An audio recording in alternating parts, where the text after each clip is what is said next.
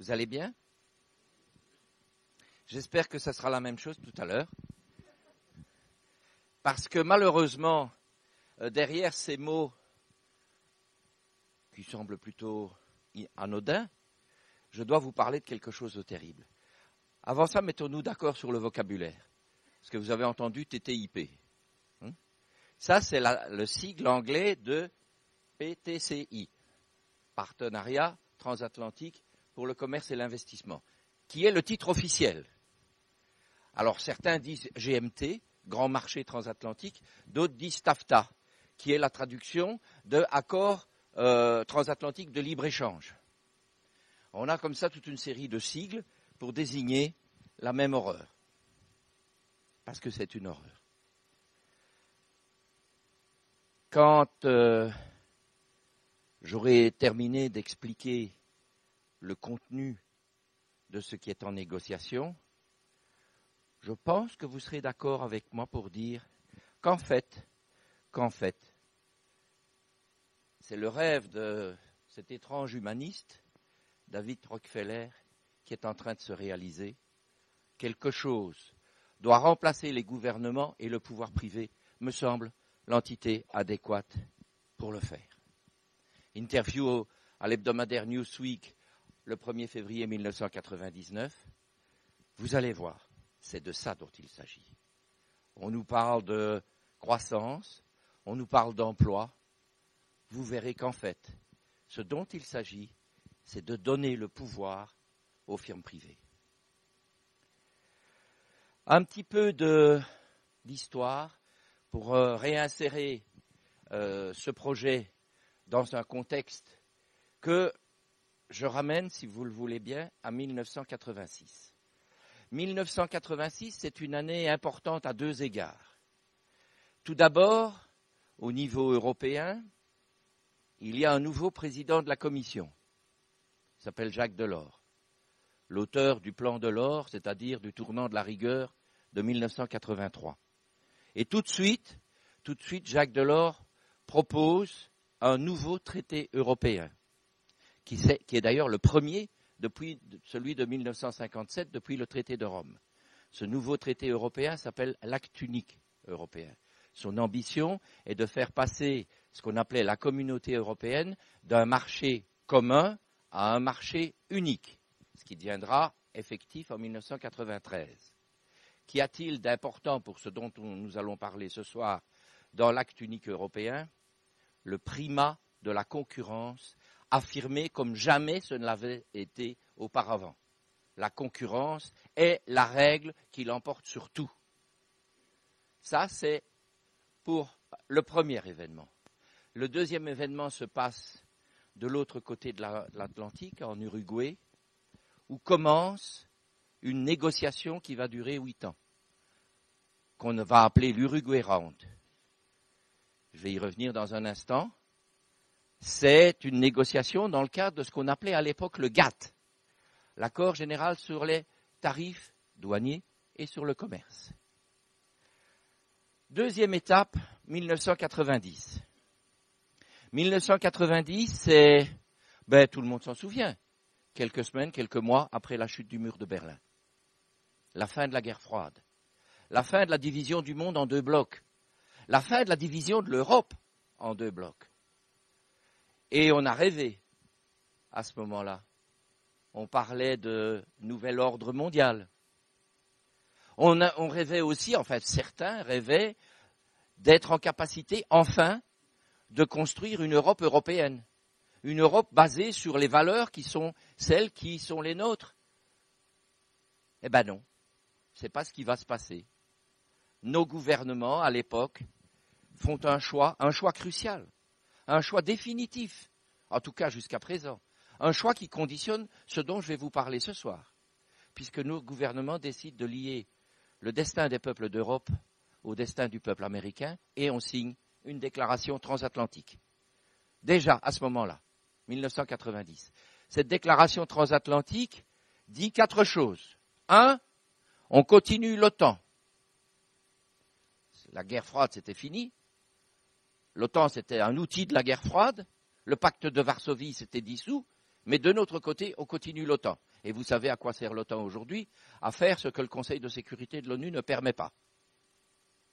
2, on va tenir chaque année des sommets Union européenne-États-Unis. 3, on va encourager les acteurs politiques européens à rencontrer le plus régulièrement possible des acteurs politiques américains. 4, c'est sans doute le plus facile, on va encourager les hommes d'affaires des deux côtés de l'Atlantique à se rencontrer régulièrement. Ça, c'est la déclaration transatlantique de 1990.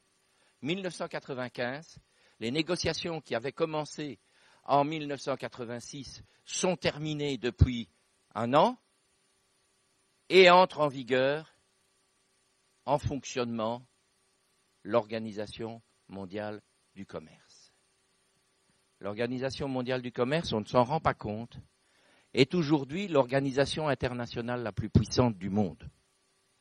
Pourquoi? Parce qu'elle, et elle seule, a le pouvoir de sanctionner un État qui ne respecte pas ses règles. Un exemple que vous connaissez. Vous vous souvenez, il y a quelques années, on avait considéré que les hormones de croissance n'étaient pas bons pour la santé.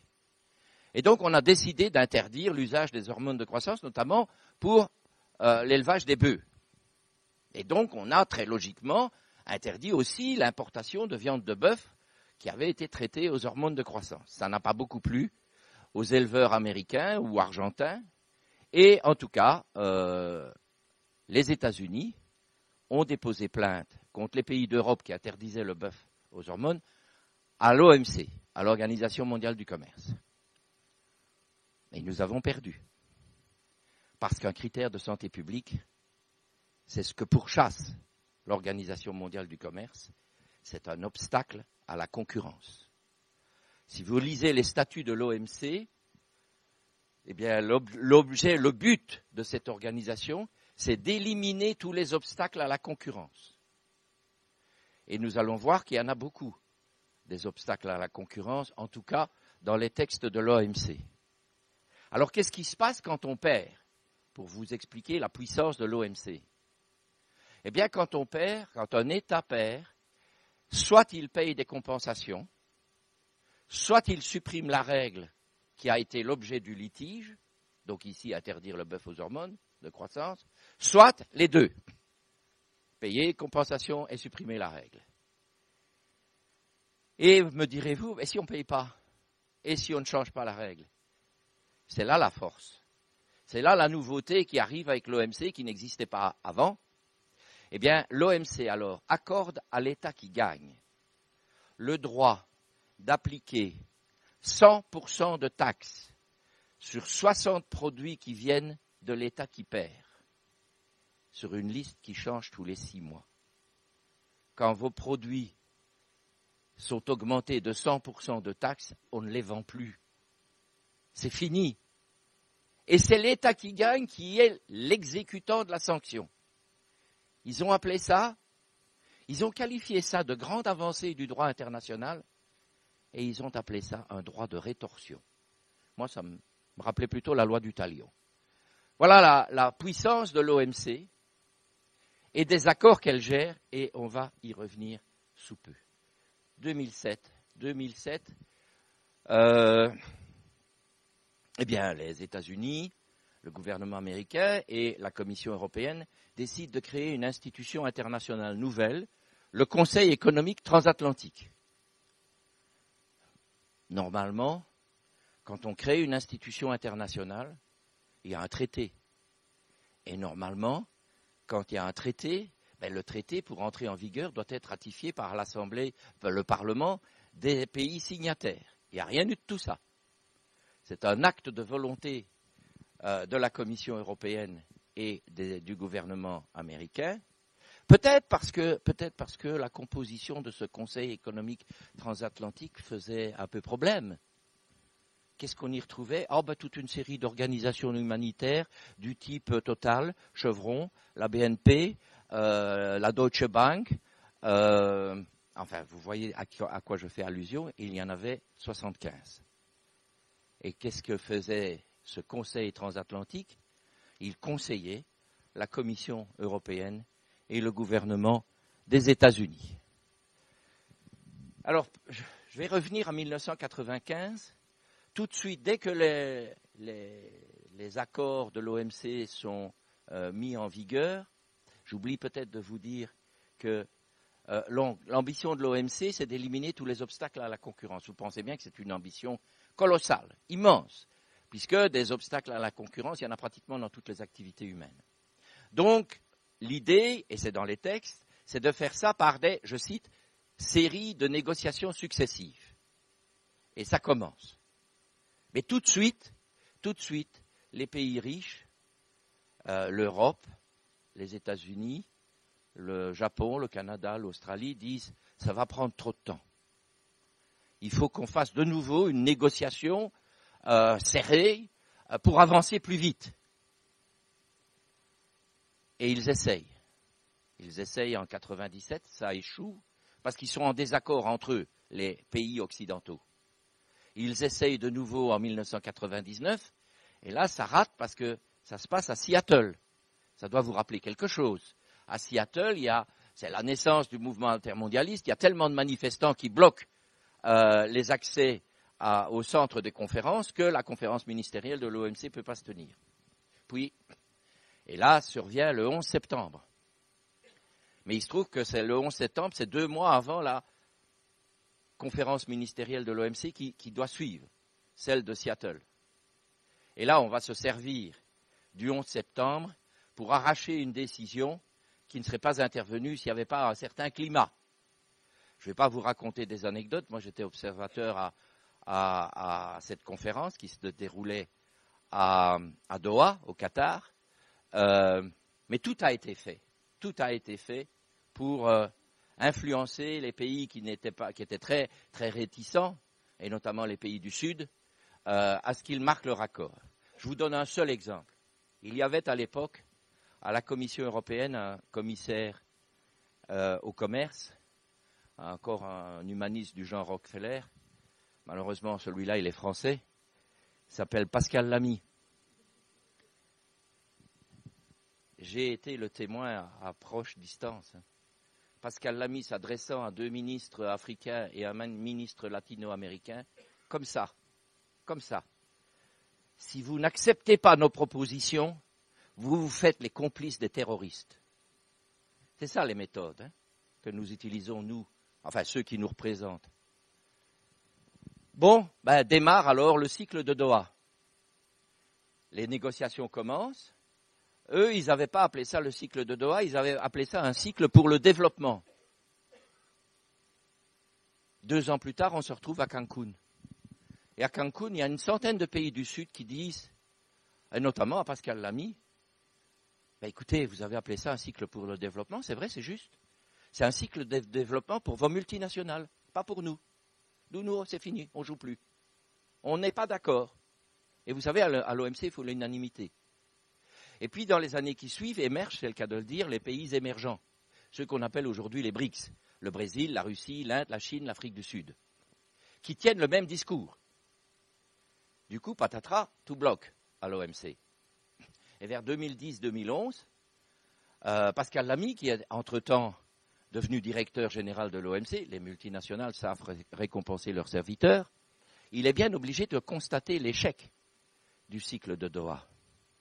Mais ça veut dire quoi, ça? L'échec du cycle de Doha. Ça veut dire que, en termes de nombre de pays, les 2 tiers de la planète ne veulent plus obéir aux pays occidentaux, ne veulent plus se soumettre à la loi que veulent imposer les États-Unis et l'Union européenne notamment. Mais ça, mes amis, ça ne se fait pas. C'est inadmissible. C'est intolérable. Ce genre de choses n'est pas concevable. Et quelle est donc la réaction? Eh bien, les États-Unis proposent tout de suite à un certain nombre de partenaires asiatiques une négociation sur un partenariat transpacifique et aux pays de l'Union européenne une négociation sur un partenariat transatlantique. C'est ça la motivation. Créer un espace unique, régi par les mêmes règles, en capacité après de les imposer au reste de la planète. Tel est l'objectif. Alors, l'étape suivante, ce sera le 11 février 2013, où, après avoir demandé 2 ans plus tôt à un groupe d'experts de haut niveau, ce qui m'a fait penser qu'il y avait donc des experts de bas niveau. Ça, c'était une découverte. Monsieur Van Rompuy, vous voyez qui c'est? Président du Conseil européen. Et Monsieur Barroso, le sinistre président de la Commission européenne, ont signé en 2011 un engagement de préparer des négociations. Mais avant ça, ils ont décidé avec M. Obama de convoquer un groupe d'experts de haut niveau pour faire la démonstration que si on transforme l'espace euro-américain en un marché unique, ça va créer plein d'emplois et de la croissance. Moi, je me disais à l'époque, ouf, on va sûrement avoir un rapport comme ça, plein de diagrammes, sans doute avec des formules algébriques pour expliquer combien d'emplois ça donne. Et le 11 février 2013, le groupe d'experts de haut niveau nous a présenté son rapport. Il fait 6 pages. Les 5 premières pages, c'est un résumé des accords de l'OMC. Et la 6e page, c'est une affirmation de principe que si on crée un marché unique, ça va faire de l'emploi et de la croissance. Il n'y a pas de démonstration. Je me demande combien on les a payés pour faire ça. Mais enfin, bon, le 11 février 2013, à la suite de ce rapport, Obama, Van Rompuy et Barroso signent alors un engagement d'entamer la procédure en vue d'une négociation entre l'Union européenne et les États-Unis. Comment se passe une négociation qui est conduite par la Commission européenne? Alors, j'ai un petit rappel de principe sur le fonctionnement des institutions européennes. C'est toujours la Commission qui propose, le Conseil des ministres, donc les 28 gouvernements qui décident, et puis la Commission qui exécute. Donc, la Commission propose ce qu'elle va exécuter. Bon. Donc, la Commission a présenté des recommandations.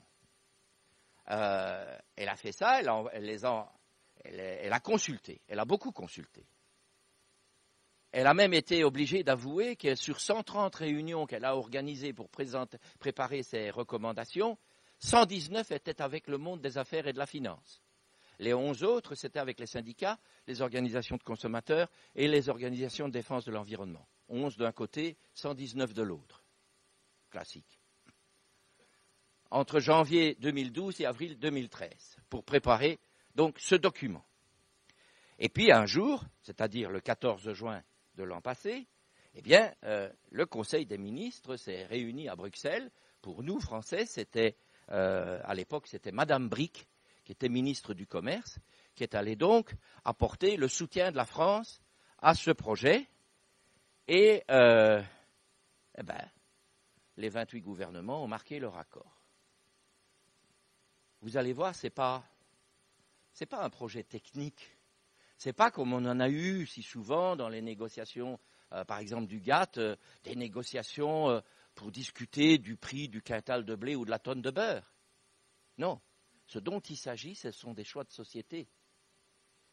Et moi, je ne me souviens pas, mais c'est peut-être le fait de ma mémoire défaillante, qu'en 2012, à l'occasion des élections présidentielles, vous savez que c'est l'exercice majeur dans ce qu'on appelle la démocratie française, le candidat Sarkozy ou le candidat Hollande ait dit « Moi, président, je soutiendrai le principe d'une négociation avec les États-Unis pour transformer Europe et États-Unis en un marché unique. » Ils n'ont rien dit au peuple. Je ne me souviens pas avoir entendu M. Ayrault, Premier ministre, monter à la tribune de l'Assemblée nationale pour présenter le programme de son gouvernement et dire « Mon gouvernement soutiendra à Bruxelles le principe d'une négociation avec les États-Unis pour faire un marché unique. » Ils n'ont rien dit au peuple, ils n'ont rien dit aux représentants du peuple. On peut considérer qu'il y en est là en face d'un véritable abus de pouvoir. Ça ne les a pas empêchés d'adopter un mandat de négociation. Un mandat de négociation qui est secret et qui n'existe officiellement qu'en anglais. Le voilà. Trade sensitive, sensible sur le plan commercial. Au-dessus, restricted, circulation limitée. J'ai ce document parce qu'il y a, heureusement, dans le personnel des institutions européennes, des fonctionnaires qui ont un autre sens de la démocratie que nos dirigeants et qui ont estimé que c'était trop grave et qu'il fallait organiser des fuites. Comme je suis en contact avec beaucoup de gens depuis fort longtemps dans les institutions européennes, j'ai eu la chance de recevoir ma copie 10 jours après son adoption.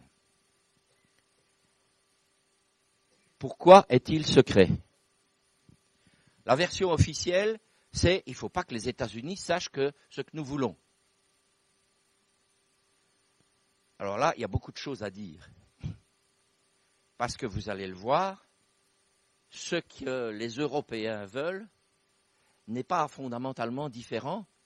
Et on a le mandat américain, parce qu'aux États-Unis, il y a une vraie transparence de ce point de vue-là.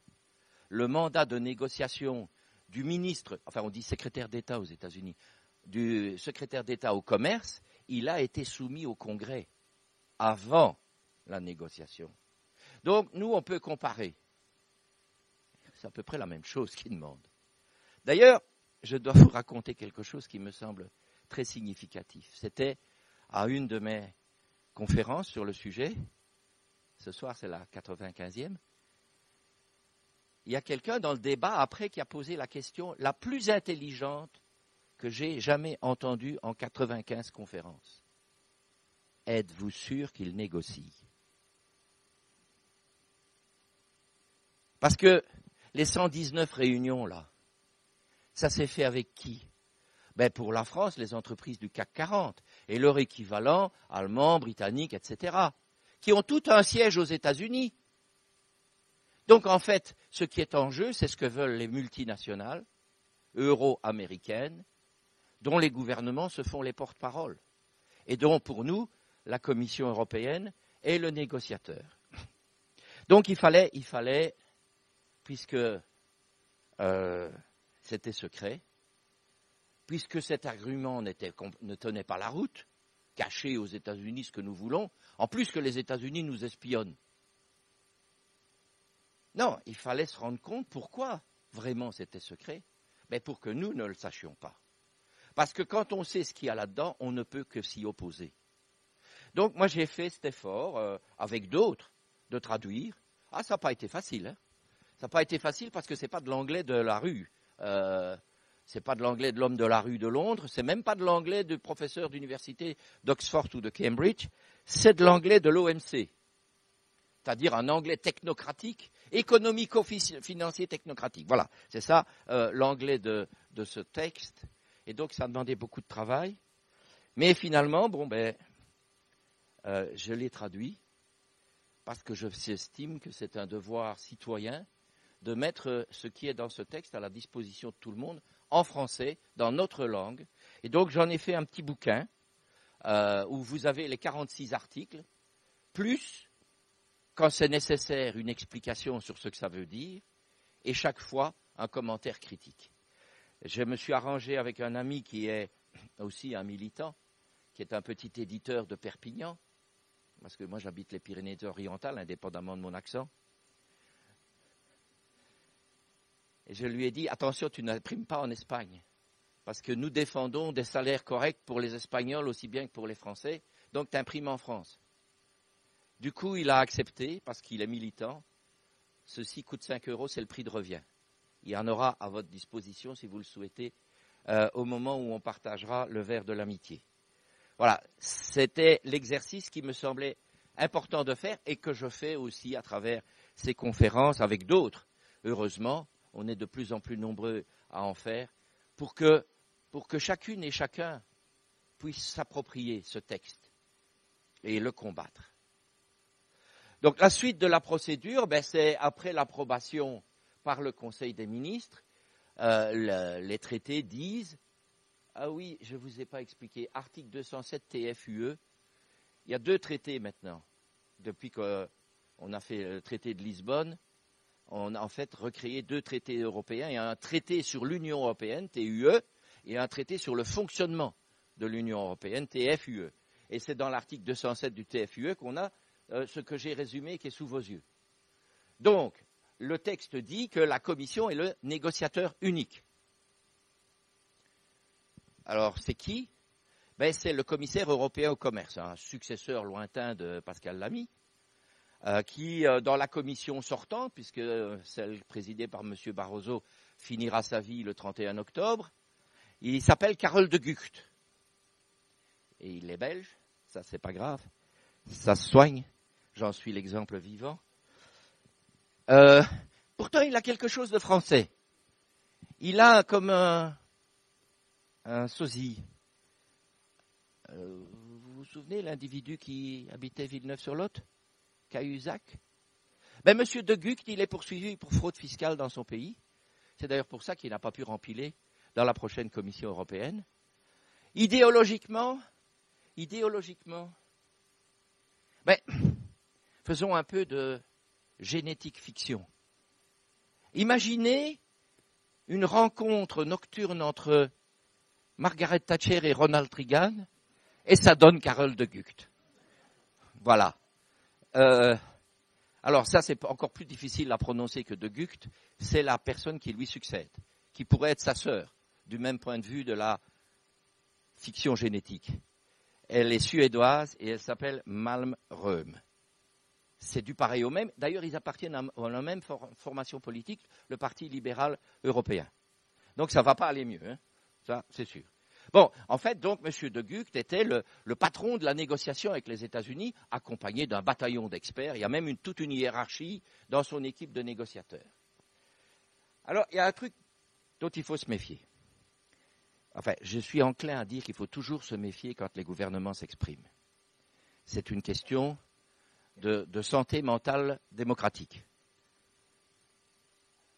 Parce que vous savez comme moi que le mensonge est devenu une méthode de gouvernement.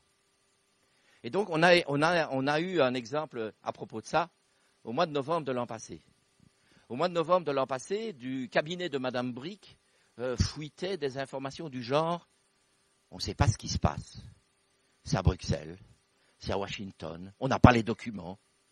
Manière de faire croire que le gouvernement français était isolé tout seul dans son petit coin et qu'il n'était pas au courant du tout des négociations. C'est complètement faux. D'ailleurs, l'article 207 prévoit, et on lui a donné ce numéro, qu'il y a un comité qui accompagne les négociateurs européens. C'est le comité 207, où chaque État, chacun des 28 États, est représenté dans ce comité. Pour nous, c'est 2 fonctionnaires de Bercy qui suivent les négociations. Alors, les négociations se passent de la manière suivante, c'est 1 semaine à Bruxelles, et puis le mois suivant, 1 semaine à Washington, et puis le mois suivant, enfin, vous avez compris, ça alterne 1 fois à Washington, 1 fois à Bruxelles, pendant 1 semaine. Alors, il y a des mois où ils ne se sont pas réunis, ils ne sont pas réunis en décembre, ils ne sont pas réunis en août. Il y a eu 6 sessions jusqu'à présent, la dernière c'était en juillet, et la prochaine c'est à Washington dans une bonne semaine, dans une petite dizaine de jours. Voilà. Eh bien, le comité 207, il se réunit avant chaque session de négociation et après chaque session de négociation. Et il y a même une sorte de dialogue entre le comité 207, donc entre les 28 gouvernements, et les négociateurs. 2 exemples. En février dernier, les négociateurs viennent dire que la délégation américaine a confirmé que les États-Unis ne ratifieront jamais les conventions sociales de l'Organisation internationale du travail. On y reviendra. À la session de juillet, les négociateurs sont venus dire aux représentants donc des 28 États que les États-Unis voulaient absolument que disparaissent les indications géographiques protégées, les AOP et les AOC. Et donc, ils questionnent les représentants des gouvernements et leur demandent comment votre gouvernement réagit-il, envoyez des notes et fournissez-vous des réponses pour la prochaine négociation. Voilà, donc il y a une interaction, donc on ne peut pas dire qu'on ne sait pas. Ils sont dans le coup jusqu'au cou, si j'ose dire. Voilà, la négociation a commencé le 8 juillet, juste au moment où on apprenait que la National Security Agency, une des 3 grandes agences de renseignement américaines, espionner nos ambassades à Washington et les bureaux de la Commission européenne à Bruxelles. L'objectif, c'est de terminer en 2015, mais vous savez peut-être que celui que nous avons comme président de la République a rendu visite à M. Obama au mois de février de cette année, et à côté de son maître, il a dit il faut accélérer les négociations pour éviter les contestations. Enfin, là, je ne crois pas qu'il ait été fort écouté, mais ça n'est pas non plus original. Bien. Quel est l'objectif général de ce grand marché transatlantique? Eh bien, l'article 7 du mandat nous le dit. L'objectif est d'accroître le commerce et l'investissement entre les deux blocs, en réalisant un potentiel inexploité d'un véritable marché transatlantique qui va générer des opportunités nouvelles économiques pour créer de l'emploi et de la croissance. Grâce à quoi? À un accès accru au marché. Là, nous sommes dans une expression typique du langage Organisation mondiale du commerce. L'accès au marché, je vais y revenir tout de suite. Grâce à quoi aussi une plus grande compatibilité des réglementations. C'est un deuxième objectif de l'accord, je vais y revenir également. Et la définition de normes mondiales, c'est là que pointe du nez le véritable objectif. Si nous sommes capables de créer une entité de cette importance-là, nous pourrons après formuler des définitions qui s'appliqueront au monde entier. C'est bien ce que je vous expliquais tout à l'heure. À quel niveau va s'appliquer le grand marché transatlantique? Alors là, c'est très important, mais à Grande-Synthe, on est bien au courant déjà, et ça a été rappelé tout à l'heure. L'article 4 le dit, à tous les niveaux de gouvernement. Il faut entendre ça pour parler la structure française, État, région, département, commune. C'est répété à l'article 23, toutes les autorités infranationales, et des entités comme les États ou les municipalités, c'est répété à l'article 24, à tous les niveaux, national, régional et local. Donc il faut bien se pénétrer et refuser ceux qui vous disent, parce que moi j'en rencontre assez souvent, quand je m'adresse à des maires ou à des conseillers municipaux ou des conseillers généraux, ouais, mais c'est une négociation internationale, c'est une affaire européenne, ça ne nous concerne pas. C'est complètement faux. Ça concerne directement les municipalités, enfin ce que nous appelons chez nous les collectivités territoriales. Alors, quels sont les grands objectifs de ce projet, de ce mandat européen? Et je voudrais insister, encore une fois, ce que je vous explique maintenant, c'est ce qui se trouve dans le mandat européen. Ce n'est pas ce qui se trouve dans le mandat américain, même si ça y ressemble fort. Non, c'est ce que souhaitent nos gouvernements. Premièrement, appliquer intégralement les accords de l'Organisation mondiale du commerce. Voilà pourquoi j'en parlerai tout à l'heure et je vais y revenir.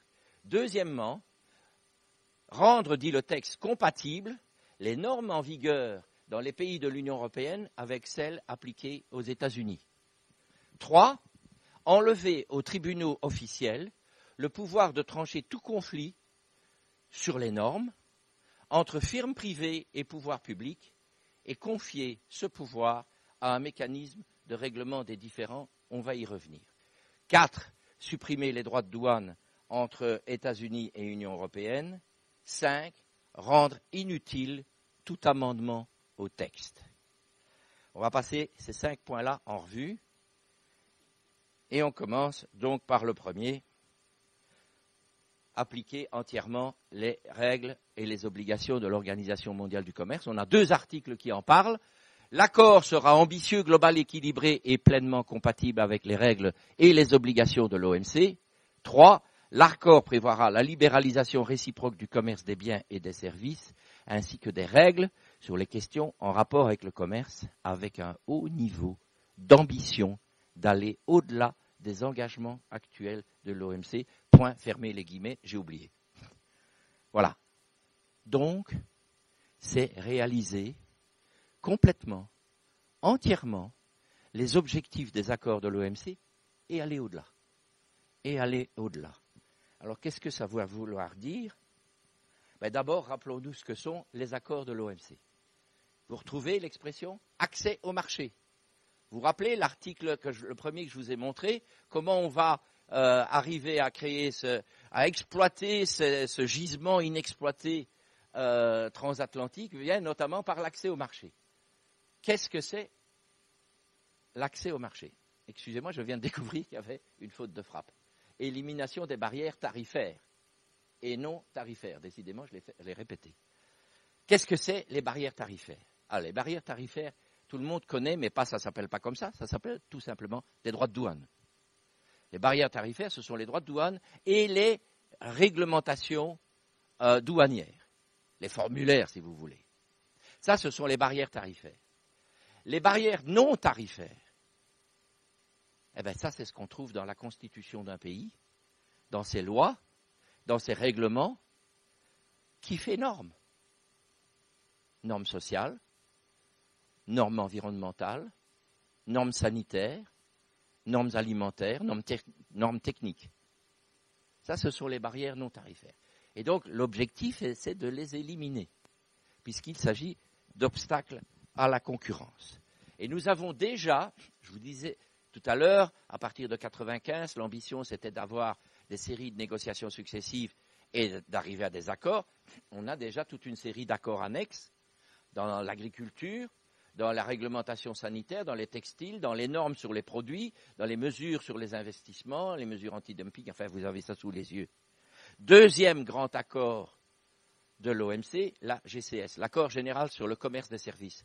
Cette machine à privatiser toutes les activités publiques, avec déjà des accords partiels sur le mouvement des personnes physiques, sur le transport aérien, les services financiers, le transport maritime, les télécommunications et l'énergie. Enfin, troisième grand accord de l'OMC, un accord sur les droits de propriété intellectuelle, c'est-à-dire les copyrights et les brevets. Quel est l'objectif des accords de l'OMC? Je l'ai déjà dit tout à l'heure, éliminer tous les obstacles à la concurrence dans toutes les activités qui ont un rapport avec le commerce. Le commerce des biens, le commerce des services, les investissements, les marchés publics. Qu'est-ce qu'on appelle obstacle? Eh bien, c'est ce qu'on appelle les barrières non tarifaires, ce que je viens de vous expliquer. Et enfin, comment le fait-on? Soit par la décision qu'a chaque État d'appliquer tout ou partie des accords de l'OMC, soit par un traité comme celui-ci, qui est en négociation, où brutalement, sans plus qu'un État individuellement décide « j'applique tout ou partie », donc où on applique la totalité. Parce que jusqu'à présent, et tant que le grand marché transatlantique n'est pas un traité, eh bien, par exemple, la France a toujours dit qu'elle n'appliquait pas la GCS à la santé et à l'éducation. Mais si, dans le cadre du traité transatlantique, eh bien, tout ça va tomber. D'ailleurs, nous allons le voir dans un instant. Quelles sont les conséquences?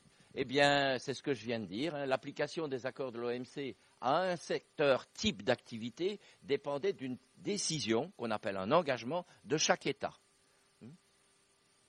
Après le grand marché transatlantique, eh bien, il va avoir d'abord un alignement sur les engagements américains, où, vous le savez comme moi, la libéralisation des activités de services, elle est totale. Elle est totale. En particulier dans la santé, dans l'enseignement, dans les assurances.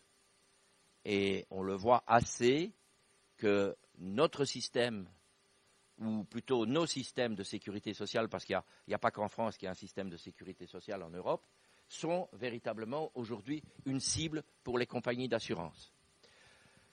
Autre problème et autre conséquence, les États-Unis, ils viennent de le confirmer, comme je vous le disais tout à l'heure, ne reconnaissent pas les 199 conventions sociales de l'Organisation internationale du travail et seulement 2 des conventions fondamentales. Les accords de l'OMC interdisent des limites aux droits des entreprises de s'installer où elles veulent, et donc elles ont le droit de rechercher, comme ça se passe maintenant chez nous en Europe. Elles ont le droit, mais ce sera avec les États-Unis, elles ont le droit de rechercher le pays qui est le moins-disant fiscal, le moins-disant social, le moins-disant environnemental. Autrement dit, la technique que depuis Jacques Delors, on a mise en œuvre à l'intérieur du marché unique européen va s'étendre à l'ensemble du marché unique euro-américain. Deuxième objectif, rendre les normes compatibles. Et on a un article 25 qui nous explique tout ça. Alors on ne parle plus maintenant de barrières non tarifaires, on parle d'obstacles non tarifaires qui sont des obstacles inutiles au commerce et à l'investissement. Il faudra atteindre un niveau ambitieux de compatibilité de la réglementation des biens et des services. Ça, c'est ce qu'ils disent. Et puis, il y a ce qu'ils font. Parce que ce n'est pas le premier accord de libre-échange, nouvelle manière, nouvelle génération. Et donc, on sait qu'en fait, l'objectif qui est recherché, ce n'est pas de les rendre compatibles, c'est d'aller vers le plus petit dénominateur commun. Qui veut ça? Les multinationales des deux côtés de l'Atlantique. Si tout cet espace devient un espace unique, leur rêve, leur attente, leurs exigences, c'est d'avoir le moins de règles possible et quand il y en a, les moins contraignantes possibles.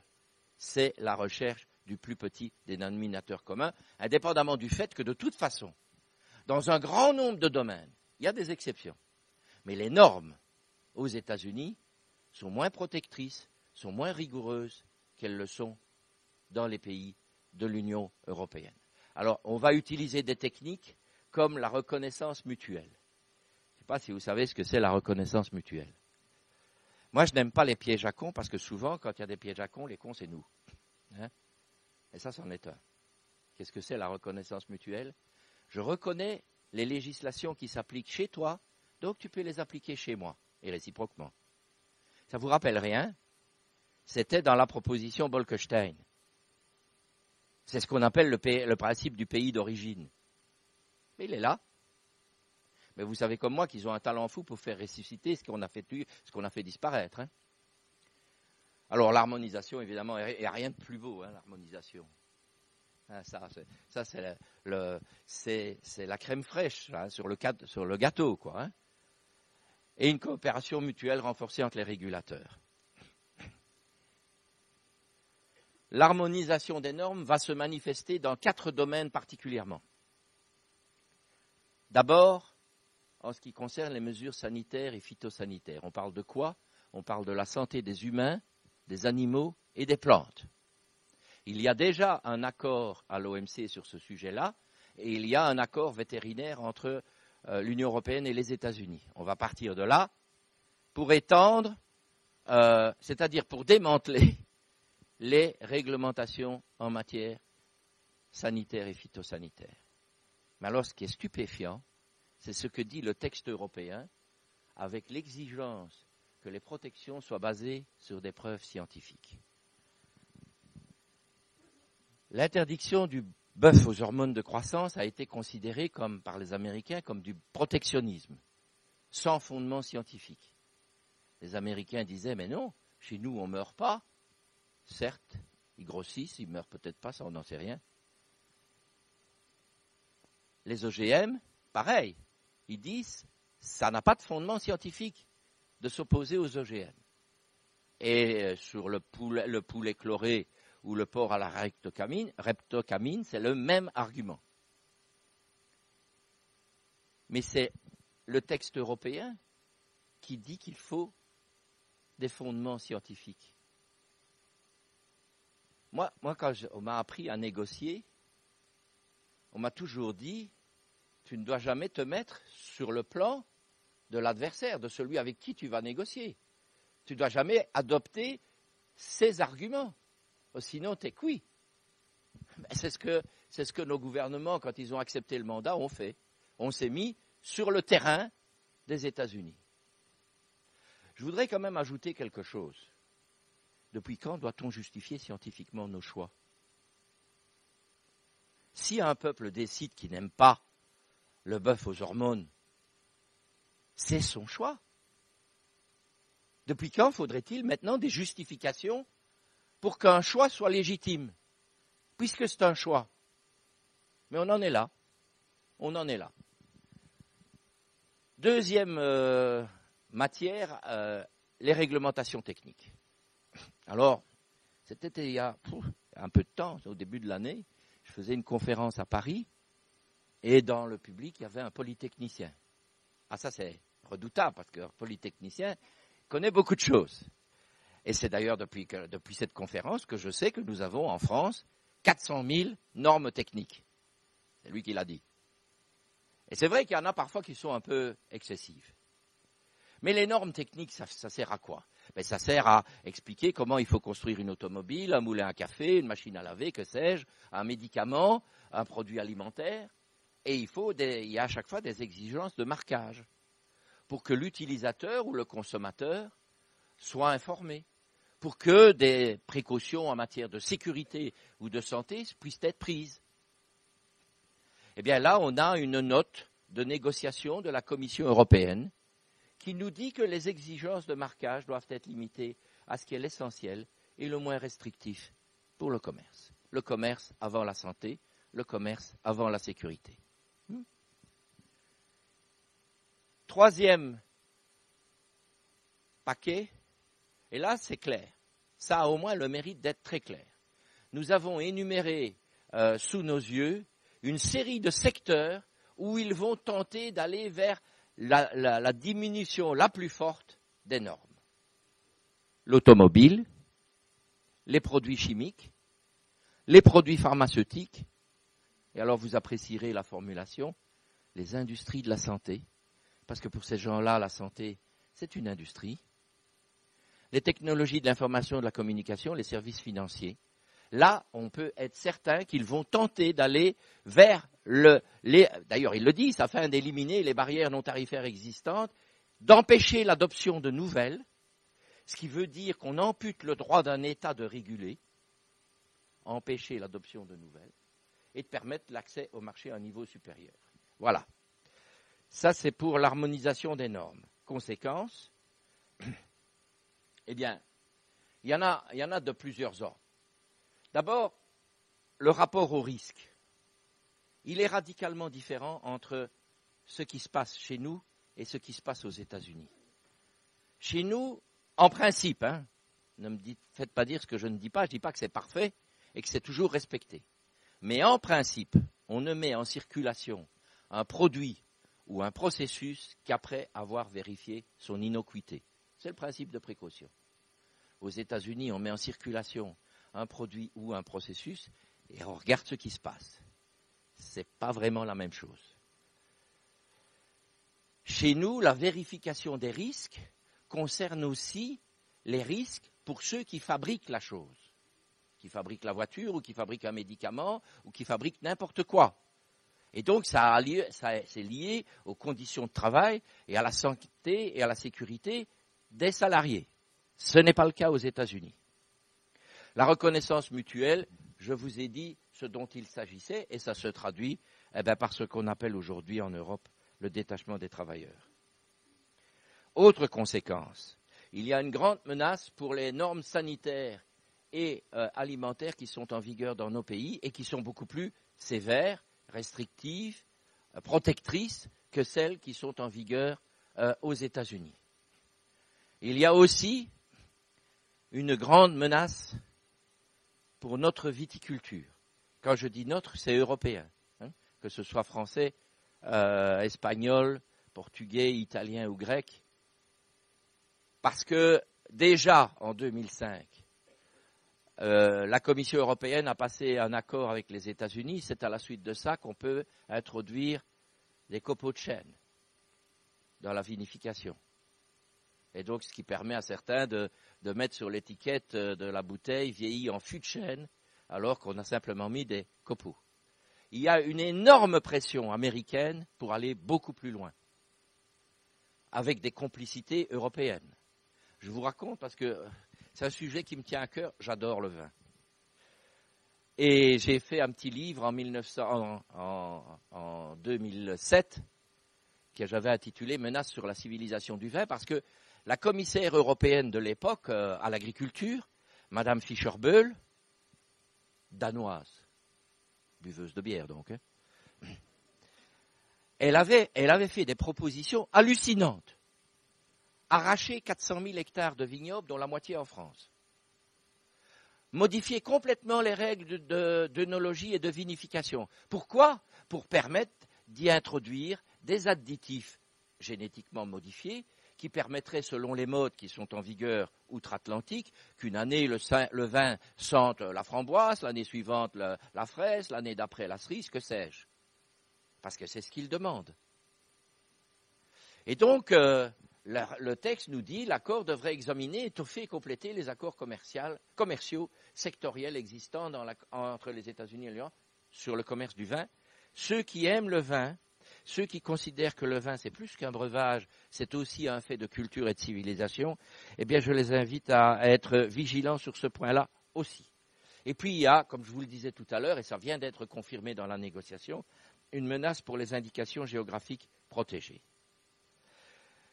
Qu'y a-t-il à propos de l'harmonisation des normes en ce qui concerne les services publics? Eh bien, là, on a un article qui nous dit, je résume et je synthétise, on va aller beaucoup plus loin dans l'application de l'AGCS, de l'accord général sur le commerce des services. Beaucoup plus loin? Ben oui, puisque on a déjà commencé. On a déjà commencé, vous le savez comme moi, on a déjà libéralisé le secteur de l'énergie, par exemple. Nous l'avons fait à la suite d'un sommet tenu à Barcelone en 2002, grâce auquel l'accord qu'avait donné M. Jospin a permis à M. de Villepin de régler son sort à EDF-GDF. C'est la conséquence de cette application de la GCS au secteur de l'énergie. On l'a fait dans les transports aériens, mais aussi dans le transport ferroviaire. Vous savez maintenant que le fret est mis en concurrence et que la France a subi des remontrances l'an passé, je crois que c'était en octobre, parce qu'elle ne va pas vite assez pour mettre en concurrence le transport ferroviaire pour passagers. Il reste des secteurs auxquels on n'a pas touché, mais où de l'autre côté de l'Atlantique on frétille, et même dans certains secteurs privés chez nous on frétille aussi, c'est la santé, c'est la sécurité sociale, c'est l'éducation et c'est la recherche.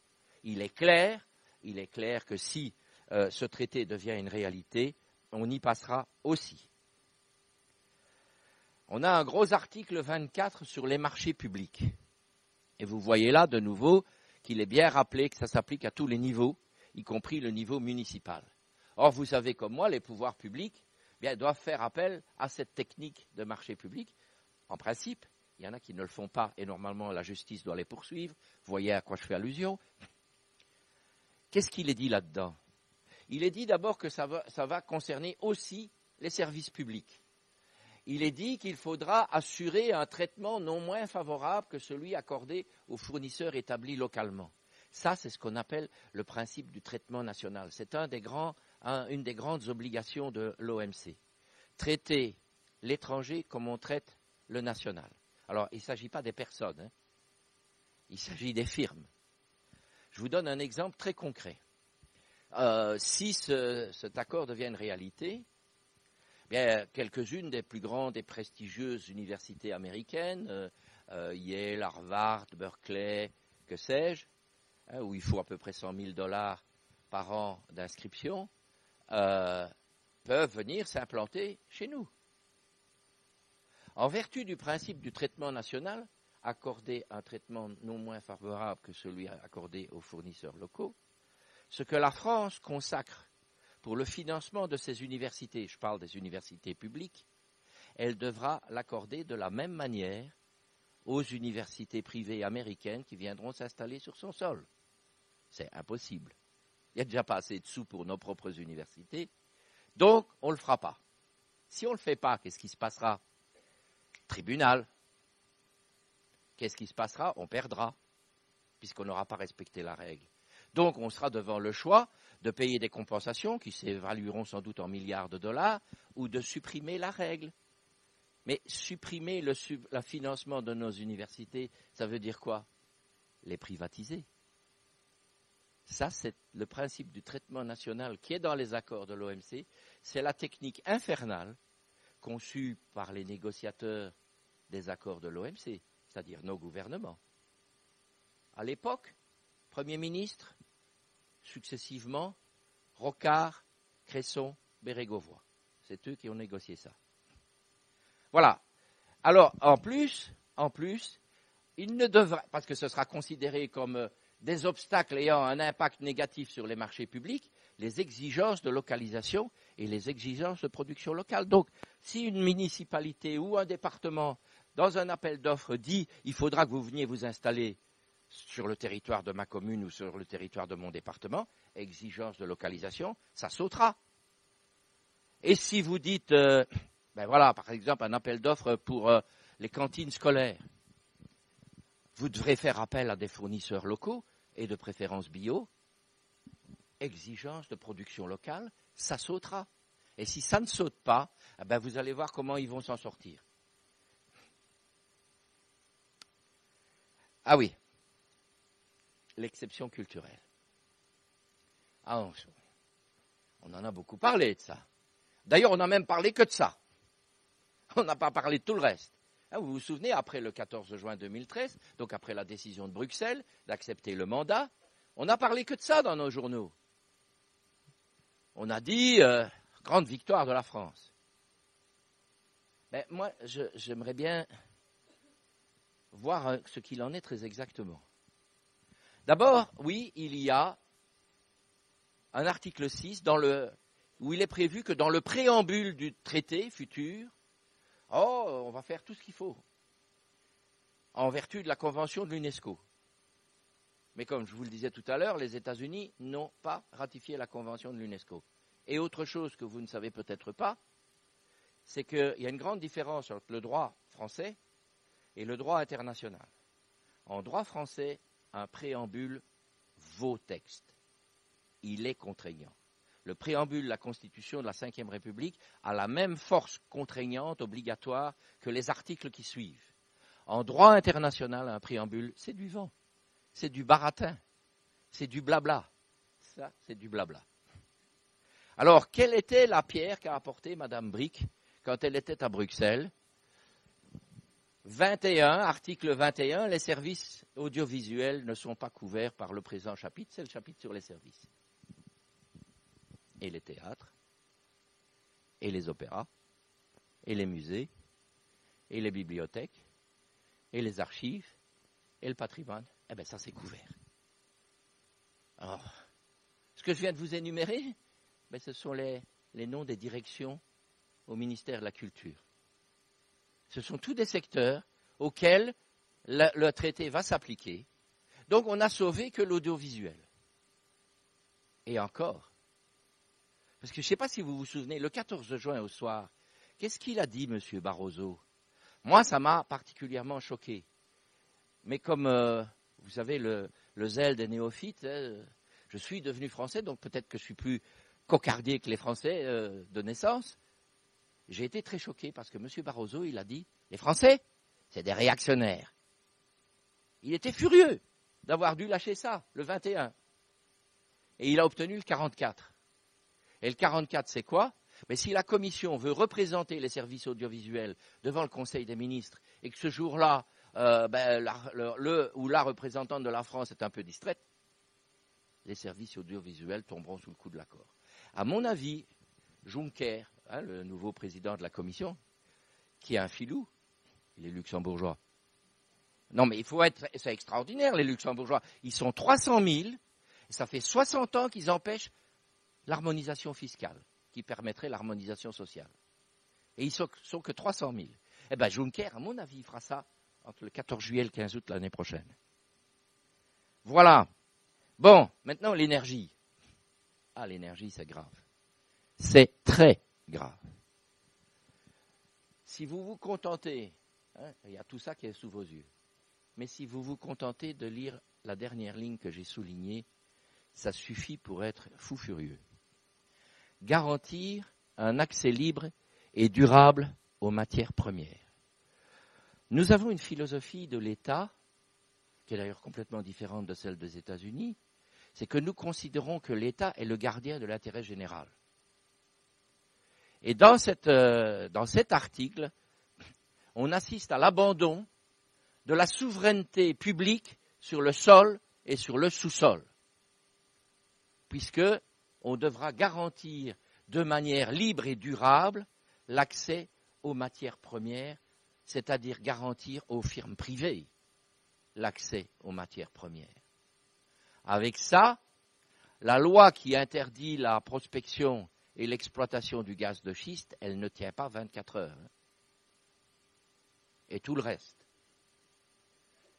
Je vous l'avoue, quand j'ai lu ça, j'ai eu le sentiment d'une trahison. Sur l'article qui concerne la finance, je me suis posé une question. Je me suis demandé si le 14 juin 2013, il y avait eu au-dessus de Bruxelles un nuage porteur d'Alzheimer ou d'amnésie subite, parce que quand même, écrire 5 ans après la plus grande crise financière mondiale qu'on ait connue, qu'il faut des dispositions sur l'entière libéralisation des paiements courants et des mouvements de capitaux, ça veut dire qu'on ne tire aucune leçon de la crise financière. Ça veut dire vive la spéculation, continuons Folleville. Et bien sur ce point-là, le gouvernement américain n'est pas d'accord. Parce que le gouvernement américain, ça ce sont des indiscrétions de la négociation, veut garantir le statut spécial du dollar comme monnaie de paiement des transactions internationales. Parce que M. Obama, après la crise financière, a pris des mesures que nous n'avons pas prises. Quand vous regardez la petite loi dite de séparation bancaire fricotée par M. Moscovici qui concerne seulement 2% des activités bancaires, ce n'est pas une loi de séparation bancaire. On en a voté une aux États-Unis. Et alors nous assistons à ce truc absolument ahurissant, mais compréhensible. Les banques américaines qui subissent donc les législations prises par M. Obama après la crise font pression sur les banques européennes pour qu'elles obtiennent ça.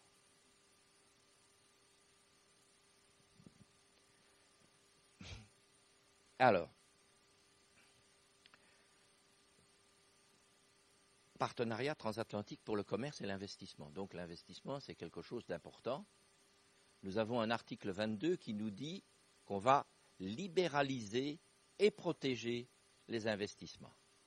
Qu'est-ce que c'est libéraliser les investissements, éliminer toutes les législations qui représentent des contraintes pour l'investisseur?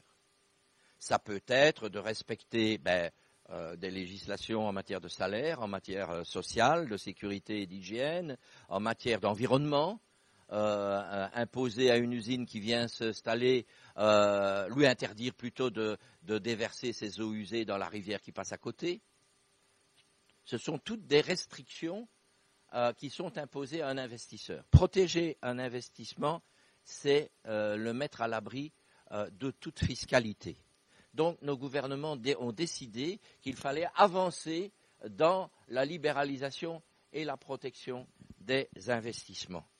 Et ils y ont mis toute une série de clauses. Il y a une longue liste d'articles que je vous épargne, mais qui vont avoir des conséquences qui sont sous vos yeux. 2 conséquences majeures. Avec ce qui est imposé dans le texte, il ne sera plus possible d'appliquer ce qu'on appelait une politique industrielle. Je dis ce qu'on appelait parce qu'aujourd'hui, je suis très conscient que ce n'est pas à la mode, que c'est même un peu ringard de parler de politique industrielle.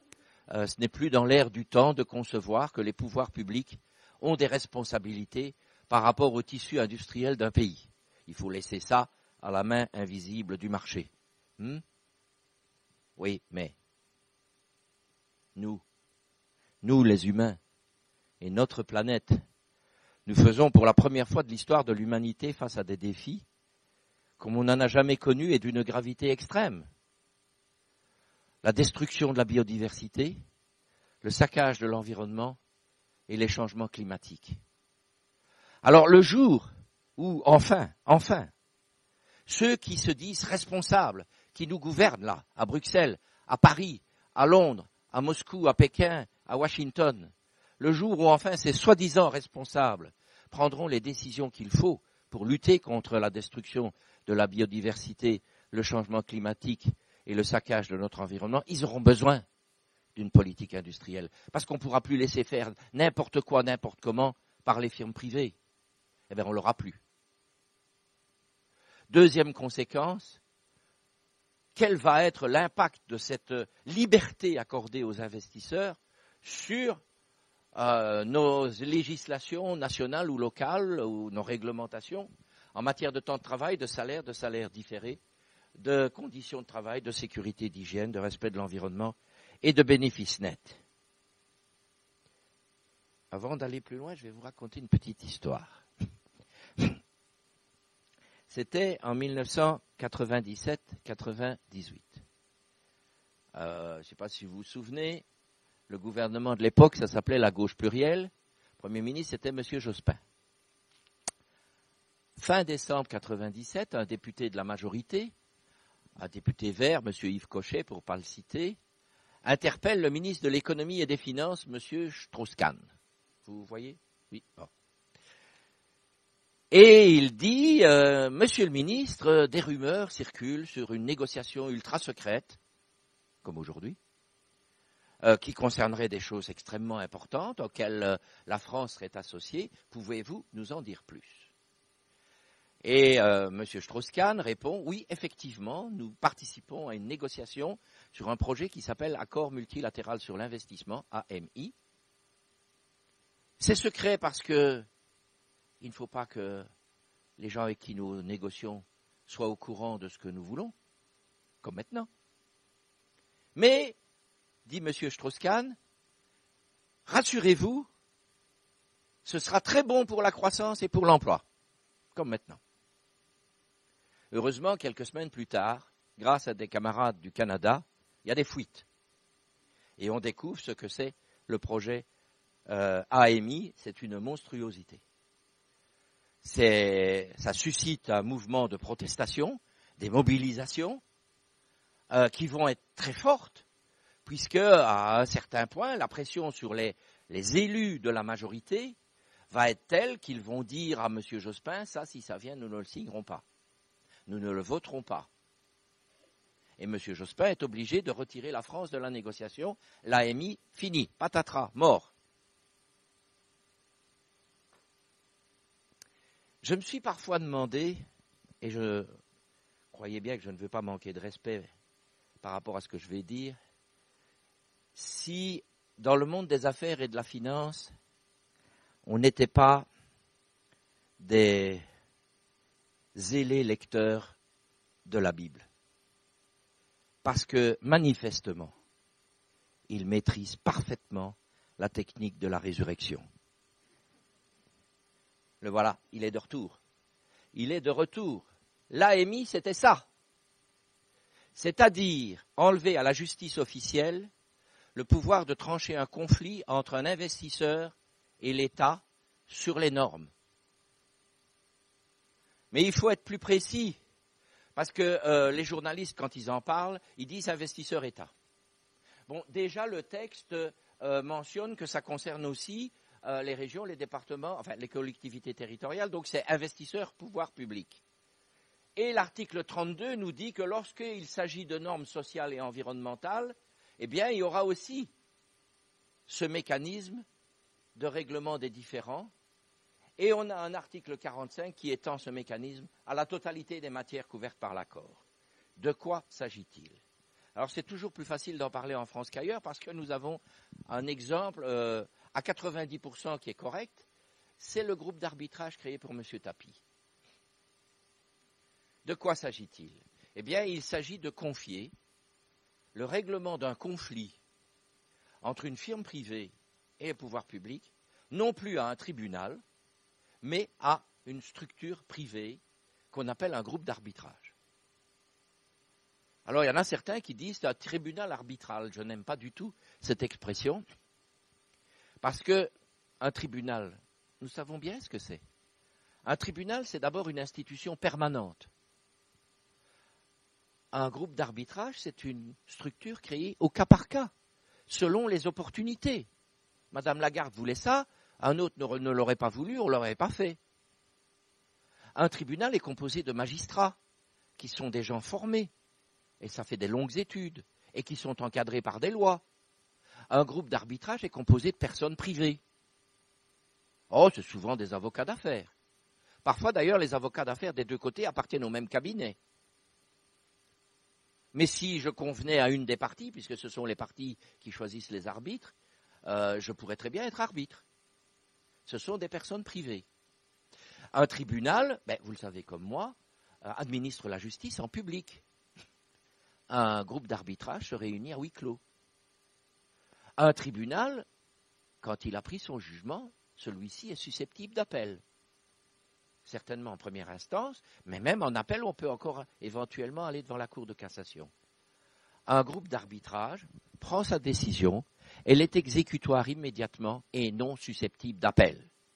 C'est d'ailleurs sur ce point que l'exemple tapis n'est pas complètement correct.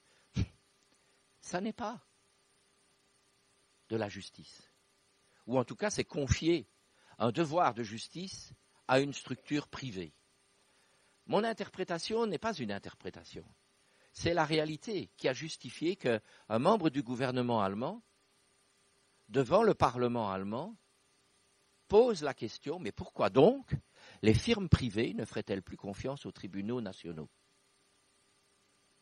Parce que, paraît-il, il y a des pays où la justice est corrompue, incertaine, fragile, etc. Les États-Unis? Les pays de l'Union européenne? Non. Il s'agit en fait d'une volonté de transférer le pouvoir de trancher un conflit sur des normes à une structure privée, de l'enlever à nos juridictions officielles. C'est tout ce que je viens de vous dire, se trouve là. Est-ce que vous n'avez pas le sentiment qu'on se trouve devant la réalisation du vœu de David Rockefeller? Parce que c'est quoi le boulot d'un gouvernement et d'un parlement si ce n'est faire des normes? Mais si désormais on s'en remet à des groupes d'arbitrage pour décider les normes que les firmes privées acceptent ou qu'elles refusent, eh bien on a transféré une part importante du gouvernement des humains au secteur privé. Quatrième objectif, supprimer les droits de douane. Là, on est dans un exercice classique d'un accord de libre-échange. Et d'ailleurs, je ne sais pas si vous vous souvenez, le lendemain du 14 juin de l'an passé, donc quand on a appris que le Conseil des ministres avait donné le feu vert à la Commission pour négocier, les grands esprits qui nous disent comment il faut penser, on n'a jamais eu autant de directeurs de pensée qu'en ce début de XXIe siècle. Je croyais que c'était disparu avec l'effacement du poids du clergé. Eh non. Le matin, sur France Intox, vous avez Bernard Guetta qui vous dit comment il faut penser. Le soir, à 20h, là, sur France 2, vous avez le copain de Poujadas, là, le Langlois, qui nous dit comment il faut penser. Tous ces gens-là nous ont dit, le 15 juin, les droits de douane, c'est pas grave, il n'y en a plus. C'est pas grave, il n'y en a plus, on passe. C'est vrai, il n'y en a presque plus. Sauf dans un domaine, l'agriculture. Dans le domaine agricole, nous avons des droits de douane encore importants, très importants même, selon les produits agricoles, pour les produits agricoles américains à l'entrée au marché européen. Si on supprime les droits de douane sur les produits agricoles, cela va avoir des conséquences considérables. D'abord, je vous ai parlé tout à l'heure du principe du traitement national, qui est une machine à privatiser les services publics. Je dois vous parler d'un autre principe de l'OMC, le principe du traitement de la nation la plus favorisée. Si vous accordez 0% de droits de douane sur le coton d'Afrique de l'Ouest, comme nous le faisons, vous devez, en vertu du principe du traitement de la nation la plus favorisée, accorder 0% de droits de douane sur le coton de tous les pays du monde entier.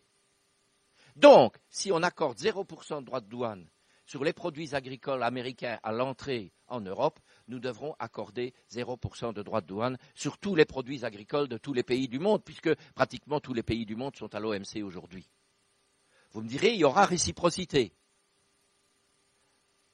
Peut-être avec les États-Unis, mais sur la réciprocité, permettez-moi de laisser ça en suspens pour tout à l'heure. Mais pas avec les autres pays. Donc nous allons être le marché le plus ouvert au monde. Parce qu'aucun autre pays n'est aussi ouvert que le veut le veulent nos gouvernements et la Commission européenne. Alors moi, je ne suis pas un spécialiste de l'économie agricole, mais j'ai un ami qui est un vrai expert de haut niveau, lui.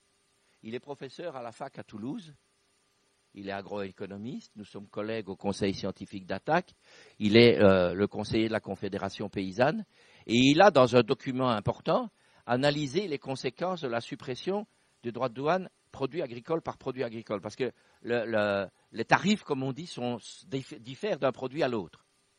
Et il est arrivé à la conclusion que vous avez sous les yeux.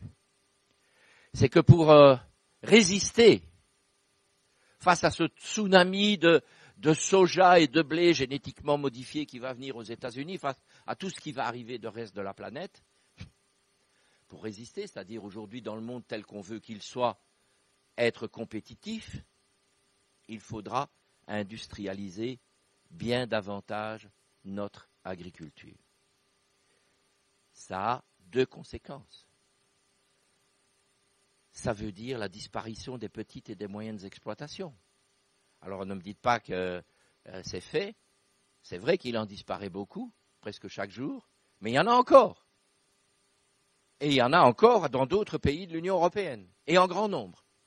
Ce qui veut dire qu'il va y avoir de la destruction massive d'emplois. Deuxième conséquence, si on industrialise l'agriculture, ça veut dire qu'on fait de l'agriculture intensive. Ça veut dire plus d'intrants, plus d'engrais, plus de pesticides, plus de destruction des sols. Et s'il n'y a plus de petites exploitations, il n'y aura plus de circuits courts entre producteurs et consommateurs. Jacques pense que si ça se fait, cela provoquera un séisme économique, social, environnemental et politique sans précédent. Cinquième objectif, alors là, ça va peut-être vous surprendre, rendre inutile tout amendement. Je vais vous faire un aveu. Ça fait plus de 30 ans que professionnellement je décortique des textes internationaux, que j'essaye de voir ce qu'ils veulent dire, et chaque fois j'en arrive à la même conclusion. Quand on lit la première fois, on ne découvre pas le 10e. Ce dont je vais vous parler maintenant, je l'ai découvert alors que j'ai épluché ce texte pendant les 2 mois de l'été passé. Je l'ai découvert il y a peu en réfléchissant aux conséquences. Il y a donc un article 43 qui dit qu'on va créer une structure institutionnelle qui va chapeauter Union européenne et États-Unis pour faire 2 choses. Veiller au respect de l'accord et poursuivre les négociations sur ce qui n'aura pas abouti. Et il a fallu que je tombe sur une note de la Commission européenne, interprétative, disant ces matières sur lesquelles l'accord n'aura pas abouti et sur lesquelles la négociation se poursuivra dans la structure institutionnelle, lorsqu'un accord interviendra, il ne passera plus devant les États.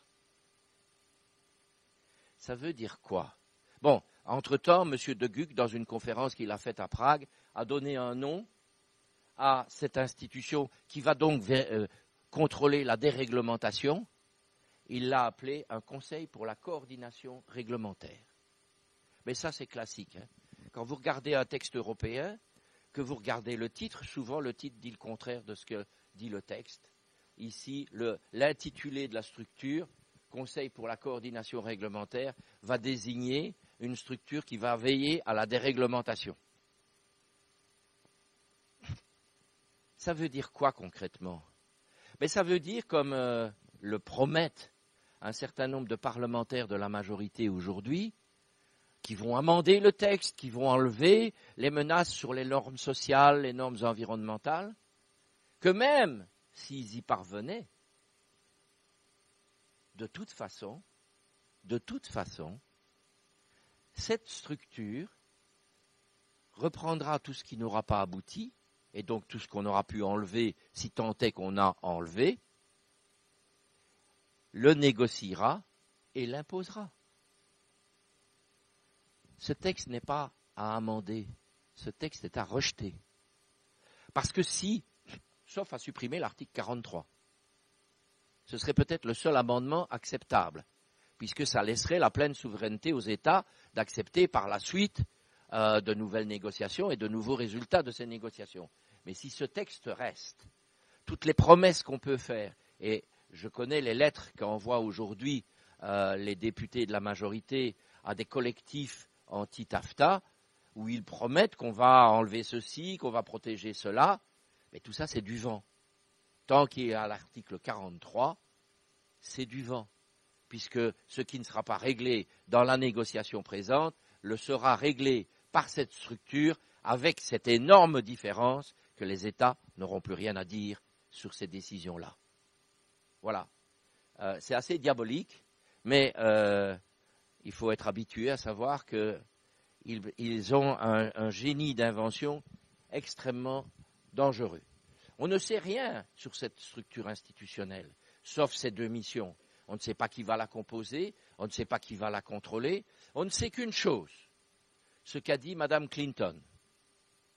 Et il ne faut pas minimiser les paroles de Mme Clinton, parce que, en tout cas moi, mes amis américains, qui ne sont pas nécessairement des démocrates, enfin des membres du Parti démocrate, me disent qu'elle a grande chance d'être élue. Tant c'est le désert en face. Eh bien, Mme Clinton a dit de ça, c'est un OTAN économique. Nous savons très bien qui dirige l'OTAN. Nous savons donc très bien qui dirigera cette structure institutionnelle. Voilà. Alors maintenant, avant de terminer, il faut quand même que je vous dise qu'il y a toute une série d'articles qui nous annoncent le contraire de ce que je viens de vous dire depuis 1h20. Si, ils sont tous là. Mais c'est formulé comme ceci. L'accord ne devrait pas toucher aux normes sociales. Il ne faudrait pas que l'accord mette en péril les normes environnementales. Ceux qui ont fait du droit savent qu'un seul, l'usage d'un seul temps vaut contrainte, le temps présent. Ça, c'est en anglais should, c'est le conditionnel, c'est le temps des vœux. Je laisse à chacun le droit de penser que c'est un vœu pieux ou pas, mais c'est le temps des vœux. Ça n'a aucun effet contraignant. Au-delà de ça, réfléchissons un instant. Normes sociales. Mais qu'est-ce qu'on fait depuis 30 ans, si ce n'est de les démanteler? Qu'est-ce qu'on fait depuis 30 ans, si ce n'est privatiser les services publics, remettre en question le droit du travail? Comme si soudainement, parce qu'on négocie avec les États-Unis, on allait faire le contraire de ce qui se passe dans l'Union européenne depuis 30 ans. Comme si soudain n'avait plus aucune valeur 4 arrêts de la Cour de justice européenne, et vous savez comme moi que les arrêts de la Cour sont tout à fait contraignants, 4 arrêts adoptés en 2007-2008, l'arrêt Ruffert, l'arrêt Laval, l'arrêt Viking, l'arrêt Commission contre Luxembourg, qui tous les 4 disent quoi? Le droit de la concurrence passe avant le droit social. Comment peut-on prendre au sérieux ce que les députés de la majorité, dans leur courrier, appellent des garanties? Et si vous voulez un exemple concret de la duplicité de ce genre de dispositions, je fais appel à votre connaissance de la politique intérieure égyptienne. Ça fait toujours un effet, ça. Vous savez ce qui s'est passé en Égypte? M. Boubarak a été renversé, puis il y a eu un gouvernement des frères musulmans.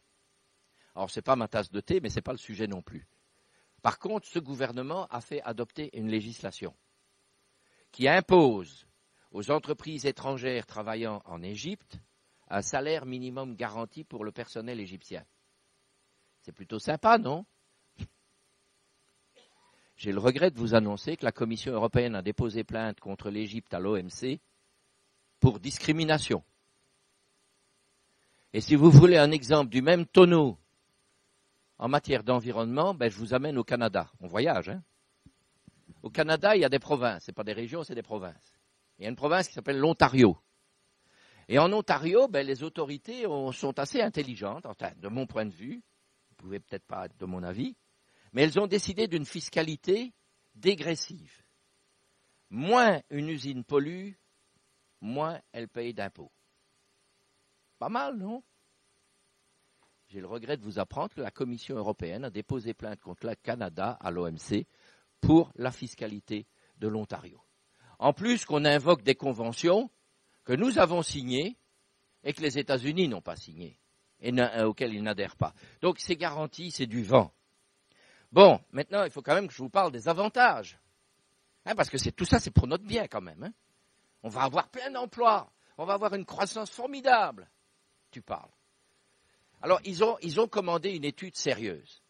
D'ailleurs pour ceux qui lisent l'anglais et qui ont Internet, je vous recommande Center for Economic Policy Research. Prenez ça, allez sur Internet, vous trouverez le site, c'est un centre d'études à Londres, et vous trouverez le rapport.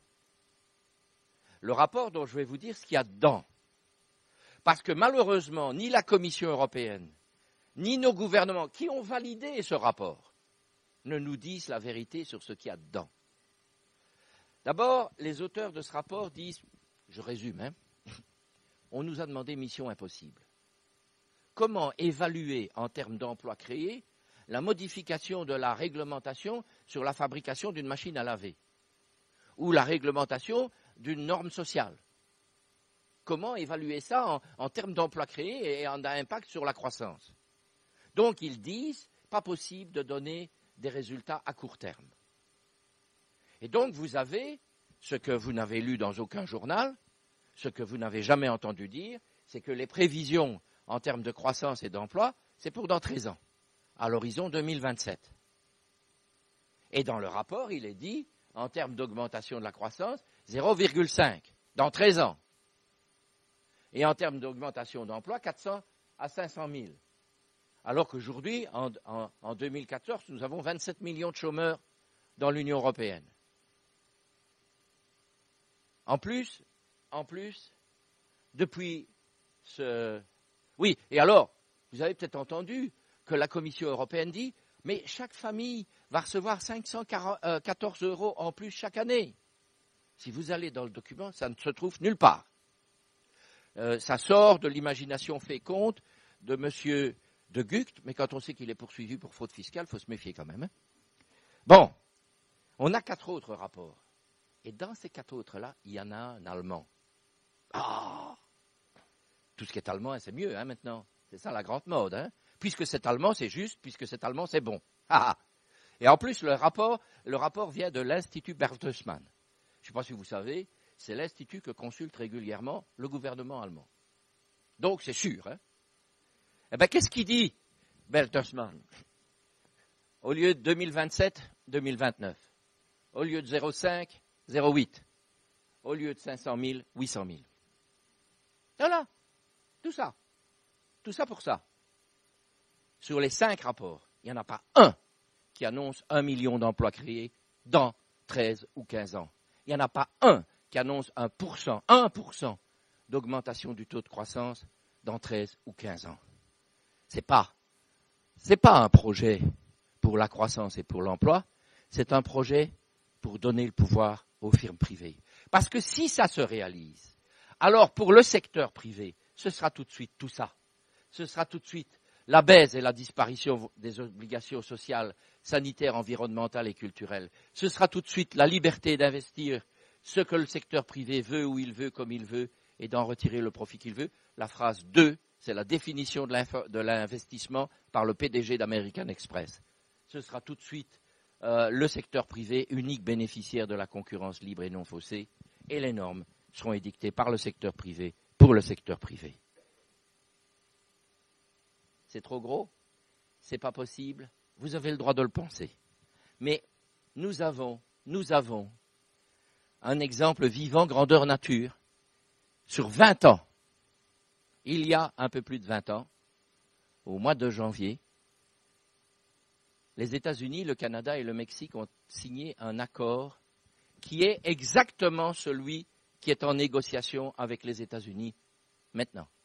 Qui est exactement, et vous pouvez vérifier, parce que comme dans les 3 pays, il y a le Canada, et comme au Canada, il y a le Québec et qu'on parle français, donc si vous allez sur le site du gouvernement canadien, vous aurez la version française de l'accord de libre-échange sur l'Amérique du Nord qui s'appelle l'ALENA. C'était le 20e anniversaire au mois de janvier cette année-ci. Et les bilans ont ont fleuri, si j'ose dire, que ce soit au Canada ou aux États-Unis. Il y a eu des bilans extrêmement intéressants fournis par des instituts d'études de recherche américains sur l'impact de l'ALENA sur les salaires. C'est d'ailleurs les Américains, plus encore que les Canadiens, qui disent, conséquence, ce sont les salaires mexicains qui ont tiré vers le bas, les salaires américains et les salaires canadiens. Et nous pouvons le comprendre. Nous vivons ça déjà depuis qu'on a fait le grand élargissement. Ce sont les salaires des pays de l'Est qui tirent vers le bas les salaires de ce qu'on appelait l'Europe de l'Ouest autrefois. Là où les Canadiens sont sévères, c'est sur le comportement des États-Unis.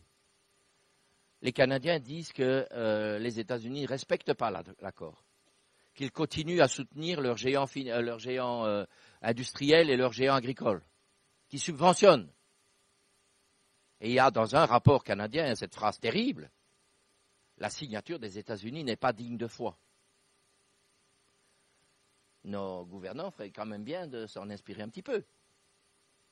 Et puis ils ont des exemples tout frais, tout chauds. Monsieur Obama, élu pour la première fois, signe un accord de libre-échange avec la Corée du Sud. Monsieur Obama, élu pour la deuxième fois, viole cet accord pour protéger Apple contre Samsung.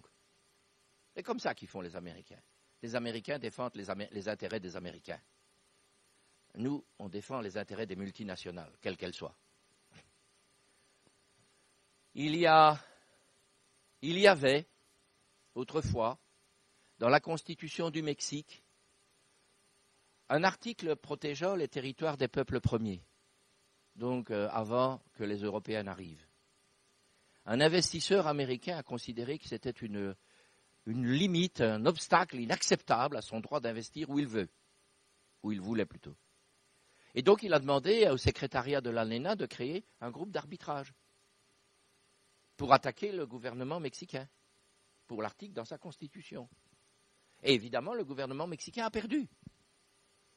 Et donc le Mexique a été placé devant l'obligation de soit de payer des compensations, soit de supprimer l'article. Il a supprimé l'article.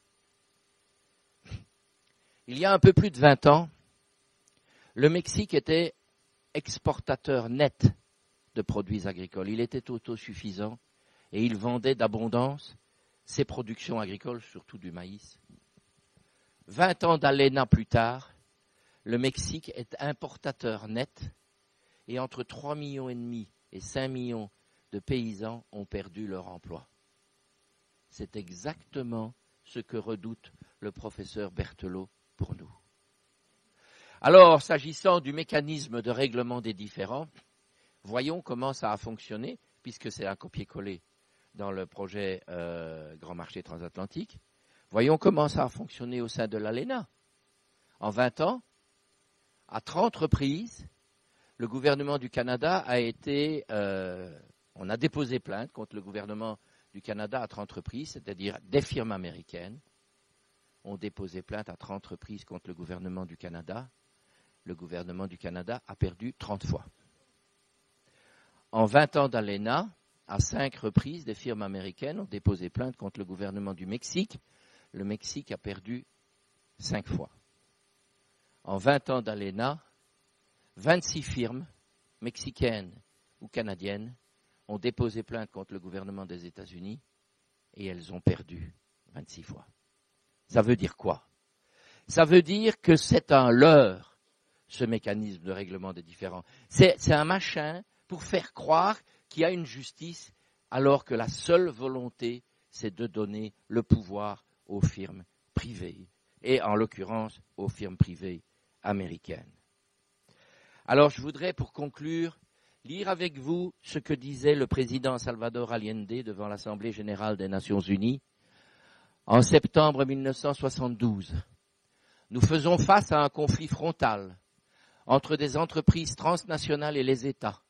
Ceux-ci sont court-circuités dans leurs décisions fondamentales, politiques, économiques et militaires, par des organisations globales qui ne dépendent d'aucun État et dont les activités ne sont contrôlées par aucun Parlement, ni aucune institution représentative de l'intérêt collectif. Un an plus tard, c'était le coup d'État au cours duquel il perdait la vie. Un coup d'État dont nous savons aujourd'hui, les archives ont parlé, qu'il fut minutieusement préparé, notamment dans les locaux de la multinationale américaine ITT. Et vous savez comme moi qu'après, le Chili, mais beaucoup d'autres pays d'Amérique latine ont vécu des années de dictature extrêmement sanglantes, protégées par ce grand pays du Nord américain avec lequel nous aurions des valeurs communes, et que ces pays sont devenus un véritable laboratoire pour le néolibéralisme le plus échevelé, qui est celui qu'on trouve dans le projet, dans le mandat européen pour le grand marché transatlantique.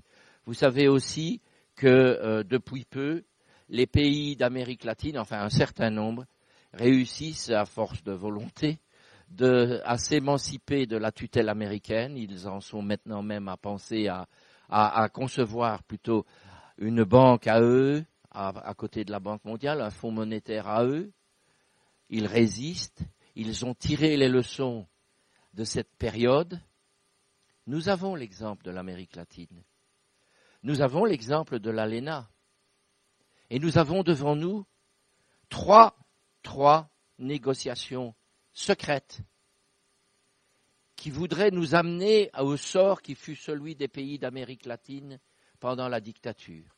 La négociation sur le grand marché transatlantique, la négociation qui se termine, et demain il y a une cérémonie à Ottawa, entre l'Union européenne et le Canada, et une négociation qui elle aussi est tout aussi secrète que les autres, sur l'accord sur le commerce des services qui est un AGCS aggravé. Si nous ne résistons pas, si nous ne nous opposons pas à ce type de négociation, à ce type de projet, nous sommes condamnés à la servitude. Il appartient à chacune et à chacun d'entre nous de nous approprier ces textes, de les partager avec le plus grand nombre et de résister. Merci de votre attention.